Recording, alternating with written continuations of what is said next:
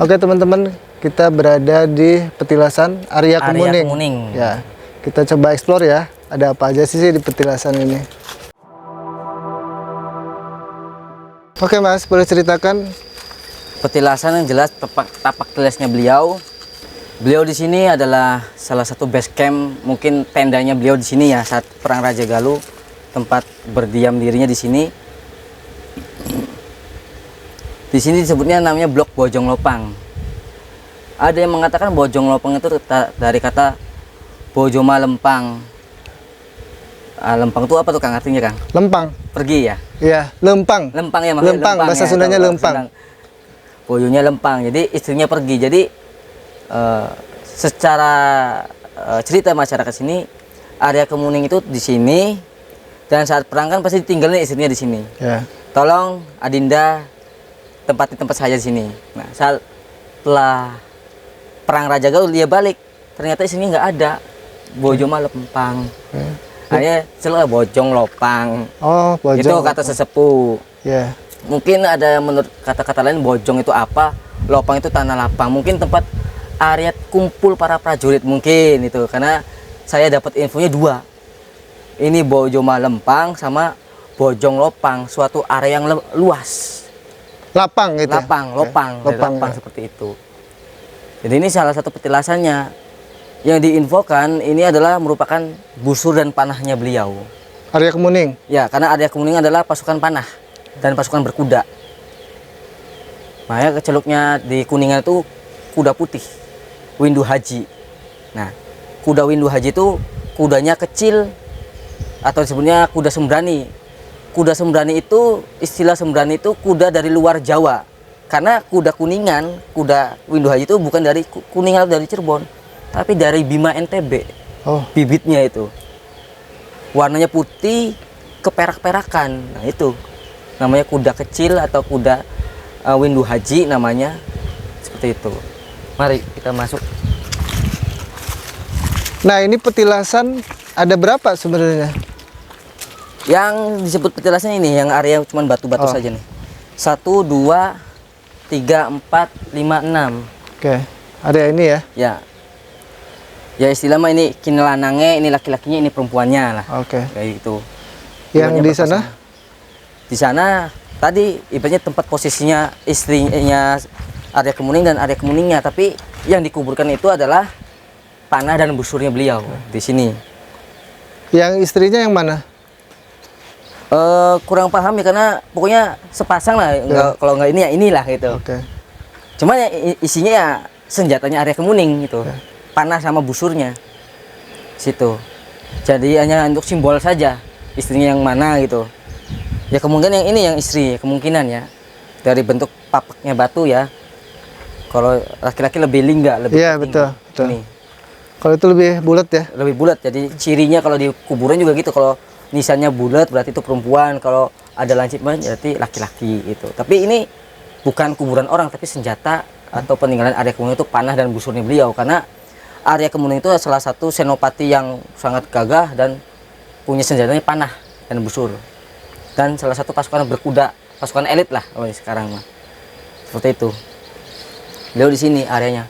Dan ada ciri pohon kemuningnya ini. Oh ini pohon kemuning ya? Dari dulu sampai sekarang segini, nggak kurang nggak lebih, Enggak bertambah tinggi? nggak bertambah segini aja. Kata sesepuh sini yang umurnya 90 tahun juga dari dulu juga segini cung, segini jang, segini, segede ini, sekecil inilah bahasanya. Nggak nambah gede, nggak nambah kecil, segini aja. Padahal ini pernah dirayapin tapi ya begini udah. Jadi tidak tumbuh? Tumbuh iya tapi ya tadi standar aja gitu. Atau tumbuhnya mungkin lambat? Lambat mungkin Ya. ya, lambat mungkin.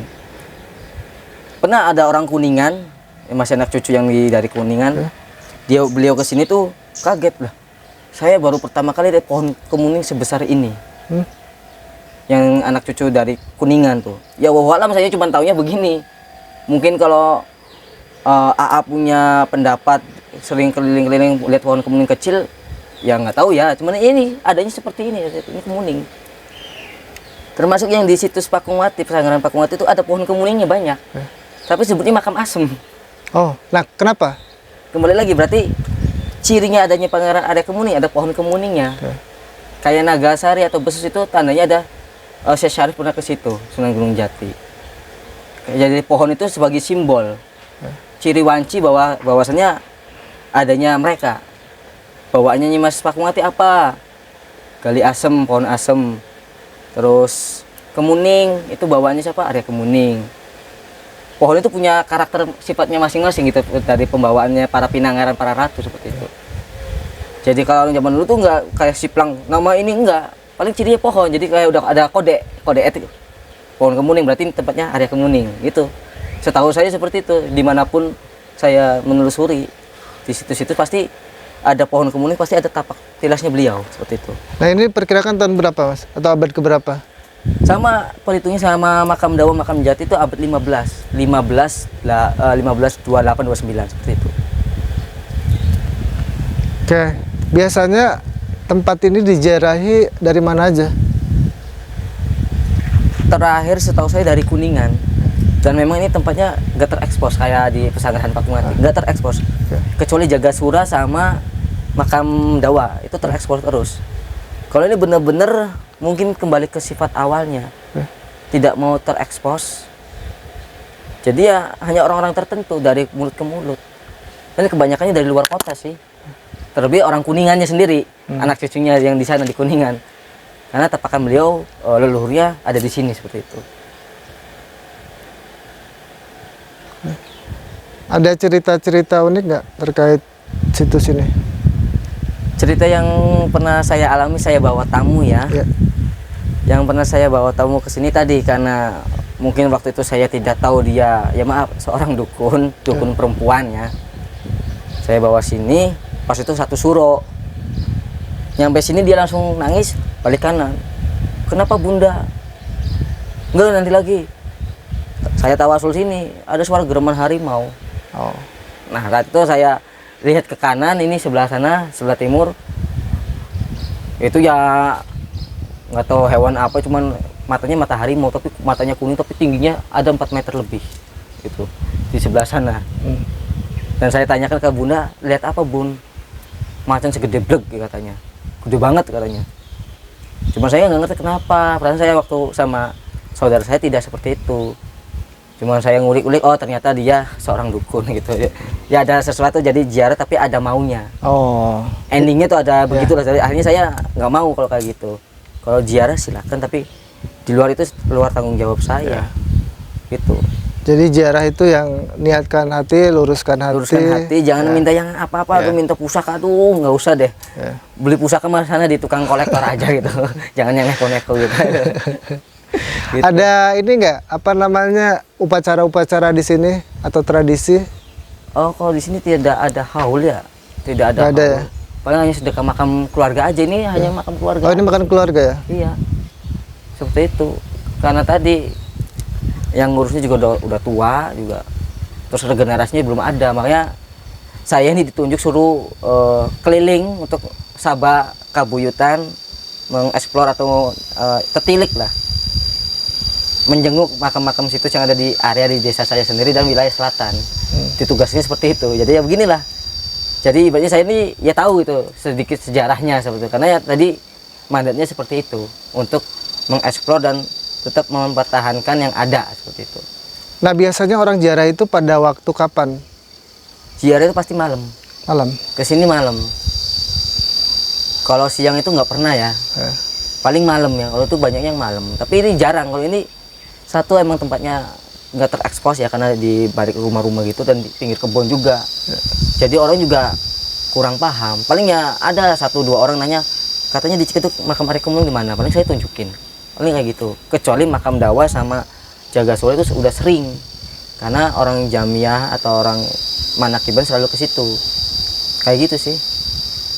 Mitos di sini tidak ada ya setahu saya. Mungkin karena di sini pendatang semua. Oh, pendatang semua. Dulu tuh kata teman saya, bapak-bapak itu, dulu daerah Bojong Lopang itu rumah tuh nggak ada. Cuma 1-2. Dan 1-2 juga bukan orang sini, orang pendatang yang punya beli tanah di sini. Dulunya kebun semua, itu dari utara sampai Sungai Ciparigi. Itu ya nggak ada rumah. Situ. Jadi untuk mitos atau apa atau tradisi yang mengakar rumput di kampung ini, di desa ini atau di blok ini tidak terlalu menonjol dan tidak ada malah. Yang saya telusuri tidak ada. Apakah tradisi yang harus kayak cuci pusaka kah atau tidak ada.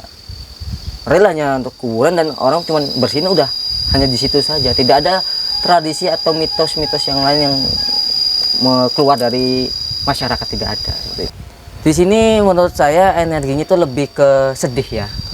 Karena mungkin ada literatur sejarah bahwasanya Bojo Malempang istrinya pergi kemana.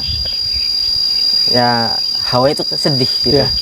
Betul. Nah saya ini ceritanya kayak langsung terenyuh gitu, sedih itu kenapa gitu. Ya mungkin energi kosmik pada masa itu seperti itu. Jadi kita cerita kembali mungkin gambarannya seperti itu istilahnya. Jadi secara tidak langsung energi alam itu merespon apa yang kita ceritakan. Ya betul. Ada keterkaitan seperti itu. Jadi lebih ke hawanya memang tenang tapi ada rasa sedih. Apa ya, sedih bersmili gitu. Ya tadi mungkin Bojo Malempang kamana, abdi perang, pulang, baralik kita gitu kan, nggak ada kamana. Dan menurut infonya ya di sejarah itu sampai sekarang belum ketemu. Entah jadi tawanan kah atau jadi wallahu alam kan, kita tidak menjamani dan tidak mengalami. Istrinya? Iya. Istrinya berarti tidak teridentifikasi sampai sekarang. Oke, Arya Kemuning itu sebenarnya punya berapa istri?